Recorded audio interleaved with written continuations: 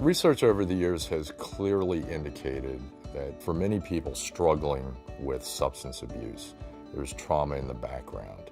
So war, neglect throughout your childhood, physical, mental, or sexual abuse, abject poverty, all of those fall within trauma and creates in the individual a belief that the world is unsafe, that people are unsafe. People with a history of trauma who then resort to drugs and alcohol face at least 5 significant challenges on their own road to recovery. Challenge number 1, reliving the trauma. What we know today is that untreated trauma gets worse over time.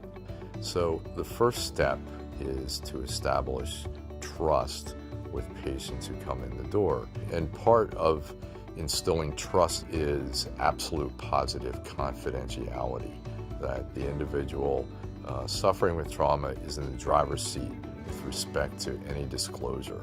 Challenge number 2 is the development of bad habits to cope with the trauma. The biggest bad habit that develops is an addiction to drugs or alcohol. Many years ago, practitioners would deal first with the alcohol and then the underlying trauma. Today it's known that recovery from one boosts recovery in the other. Lack of recovery in one causes negative problems on the other side as well.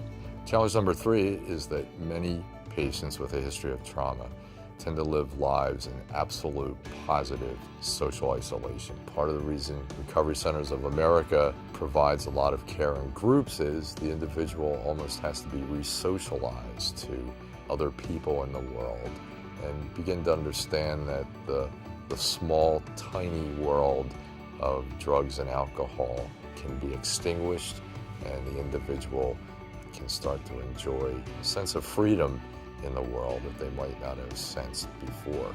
Challenge number 4 is an absolute reluctance to share their story with anyone, including with therapists. Part of the trauma treatment includes helping them feel more comfortable in the present and understand that they're not the only person who has experienced some of what they've experienced. And then even through AA, NA, or any of the 12 steps, they can meet people who have gotten to the other side of the trauma and the other side of the substance abuse. Challenge number 5 is many patients with a history of trauma recoil with touch from other individuals. That can trigger their fight or flight system in their body, and they're going to at least be tense, if not angry. The program definitely involves training all staff trauma-informed care.